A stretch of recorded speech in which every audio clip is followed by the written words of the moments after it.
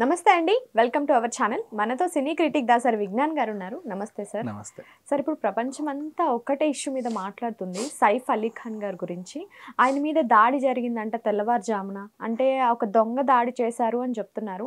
దొంగే దాడి చేశాడా, లేకపోతే బయట నుంచి ఎవరైనా వ్యక్తి కావాలని చంపాలనే ఉద్దేశంతోనే వెళ్ళి దాడి చేశాడంటారా? సైఫ్ అలీ ఖాన్ గారి మీద జరిగిన కత్తిపోట్ల దాడి నిజంగా ఒక్కసారిగా బాలీవుడ్ అంతా ఉలిక్కి పడింది. బాలీవుడ్ ఏం కర్మ, ఇప్పుడు సైఫ్ అలీ ఖాన్ మనోడు, మన విలను, అంతే కదా. సో అందరూ కూడా అరే ఏంటిది అని అనుకున్నారు.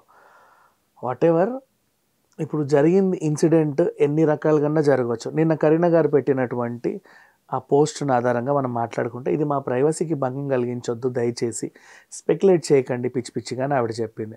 కోర్స్ ఒక ఇన్సిడెంట్ జరిగితే అందరూ అన్ని రకాలుగా స్పెక్యులేట్ చేస్తారు. ఫస్ట్ ఏమనిపించింది, దాడి జరిగినప్పుడు భార్య పిల్లలు ఇంట్లో లేరంట, ఇది ఆమె చేయించిందేమో స్టార్టింగ్. నెక్స్ట్ అసలు వాడు దొంగ కాదు, ఇంటి పని మనిషే. ఎందుకంటే బయట నుంచి లోపలికి వచ్చిన వాళ్ళు దాఖలాలు ఎవరు లేరు, సీసీటీవీ ఫుటేజ్ కూడా ఎవడు వచ్చినట్లు లేదు, కాబట్టి ఇంటి వాళ్ళే చేశారు. ఇదొక స్పెక్యులేషన్. ఇలా డిఫరెంట్ కైండ్స్ ఆఫ్ స్పెక్యులేషన్స్ చేస్తా అసలు ఈ కేసుని ఇష్టం ఉన్నట్టు ఎవడు పడితే వాడు రాస్తా, ఎవరికి ఏం అర్థం కావట్లే ఏం జరిగింది అనేది. సో అందుకని కరీనా గారు ఒక మంచి పోస్ట్ అనేది పెట్టింది, దయచేసి మా ప్రైవసీకి కొంచెం రెస్పెక్ట్ ఇవ్వండి, భంగం కలిగించకండి అని. మనం ఎప్పుడైనా ఏ కేసు అయినా వచ్చినప్పుడు, వార్తలు వచ్చినప్పుడే మనం రకరకాలుగా ఆలోచించేస్తూ ఉంటాం. అట్లా ఆలోచించొద్దు. ప్రతి కేసుకి ఒక ఎండింగ్ ఉంటుంది. ఎవరు పోలీసులు చెప్తారు, కూర్చొని ప్రెస్ మీట్ పెట్టి ఇది జరిగింది అని చెప్తారు. వాళ్ళు ఏదైతే చెప్తారో మనం దాన్నే గౌరవించాలి బేసిక్గా. సో ఇప్పుడు వీళ్ళు చెప్పినటువంటి ఇన్సిడెంట్, అతని సీసీటీవీ ఫుటేజ్ గమనిస్తే ఇంకొకడు కూడా ఎవడో వెళ్ళాడు. రాత్రిపూట ఇద్దరు దొంగలు వచ్చారు. అందులో ఒకడు పైన పిల్లల రూమ్కి వెళ్ళాడు. పని మనిషి చూసి కేక పెడితే ఈయన రావడం జరిగింది. ఆల్రెడీ పని మనిషితో ఆయన ఇంగ్లీష్లో ₹1,00,00,000 డిమాండ్ చేశాడు. జరిగిన ఘర్షణ వాతావరణంలో సైఫ్ అలీ ఖాన్ మీద ఆయన దాడి చేయడంతో రక్తం. తర్వాత కొడుకు హుటాహుటిని వచ్చి ఆటోలో హాస్పిటల్ తీసుకెళ్లారు, మన లీలావతి హాస్పిటల్కి. ఎందుకు అంటే లీలావతి మెహతా, కీర్తిలాల్ మెహతా మనకి అంటే ట్రస్ట్ వర్తి హాస్పిటల్ అందరికీ కూడా. కీర్తిలాల్స్ జ్యువెలరీ ఉందా, వీళ్ళే. సో ఆవిడ కూడా లేదులే బతికి ఇప్పుడు, లీలావతి గారు అమ్మాయి. సో మంచిది హాస్పిటల్, లీలావతి హాస్పిటల్, దాంట్లో చేర్పించారు. ప్రమాదం అయితే ఏమీ లేదు, చిన్న సర్జరీలు అయితే ఉన్నాయి. ఎందుకంటే ఆయన యాక్టర్ కాబట్టి అవసరం, నెక్స్ట్ 4 సినిమాలు చేయాలి కాబట్టి. 6 సార్లు కత్తితో పొడిచారు, 6 చోట్ల పొడిచారు. అండ్ ఇంకొక కత్తి ముక్క కూడా ఉంటే వాళ్ళు తీశారు. గట్టిగానే దాడి జరిగింది. సరే, ఇప్పుడు దాడి జరిగినప్పుడు భార్య పిల్లలు ఇంట్లో లేరని ఒక వర్షన్, ఉన్నారు అని ఒక వర్షన్. ఆవిడ ఏదో చిన్న పార్టీకి వెళ్ళి వచ్చింది, ఈలోపు జరిగిపోయింది ఇదంతా కూడా. అపార్ట్మెంట్ సెక్యూరిటీ లేదా అంటే హై సెక్యూర్డ్ అపార్ట్మెంట్ అది. వీళ్ళు పైన పెంట్ హౌస్లో ఉంటారు. ఏ దొంగ కన్నా ఒక ప్రోటోకాల్ ఉంటుంది దొంగలకు కూడా.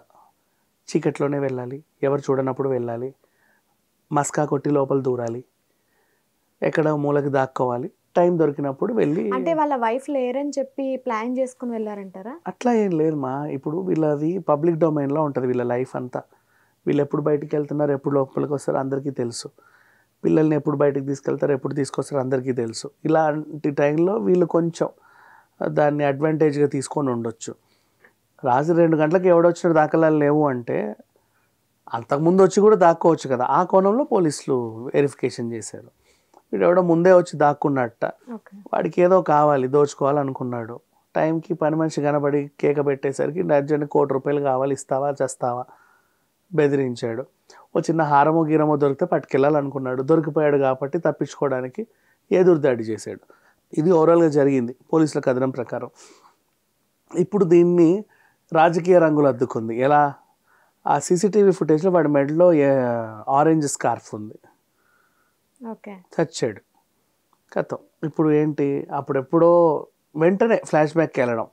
సల్మాన్ ఖాన్ని బిష్నోయ్ గ్యాంగ్ టార్గెట్ చేసింది. బిష్నోయ్ గ్యాంగే ఇతని కూడా టార్గెట్ చేసి ఉండొచ్చేమో, ఎలాగైతే సిద్దికీని కూడా చంపేసిందో. ఎందుకు అంటే ఆ కృష్ణ జింకల వేటాడిన సిట్యువేషన్కి టైంలో అప్పుడు వచ్చిన సినిమా హమ్ సాత్ సాత్ హే, అదే సినిమాలో ఇంకో క్యారెక్టర్లో సైఫ్ అలీ ఖాన్ కూడా ఉన్నాడు.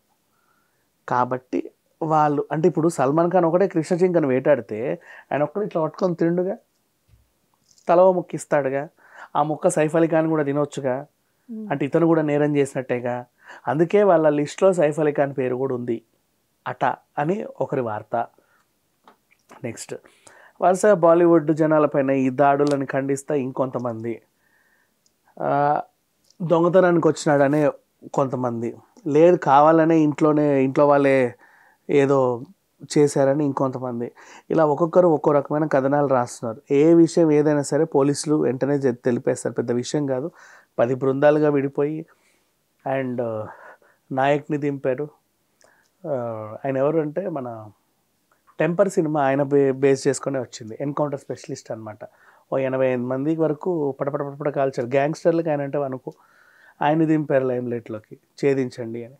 సో ఇట్లా మంచి యాంగిల్లోనే వెళ్తుంది. ఇది వీలైనంత త్వరగా వాళ్ళు పట్టుకుంటారు. అప్పుడు వాళ్ళు చెప్పే దాన్ని బట్టి మనం నిర్ధారించుకోవాలి. ప్రజెంట్ పోలీసులు చెప్పిన స్టోరీనే గౌరవించాలి. నెక్స్ట్ వాళ్ళు నిందితులను పట్టుకున్నాక రీజన్ ఏంటని వాడు చెప్తాడు. ఇది జరిగింది అది జరిగిందని మనం అనుకోవడానికి లేదు.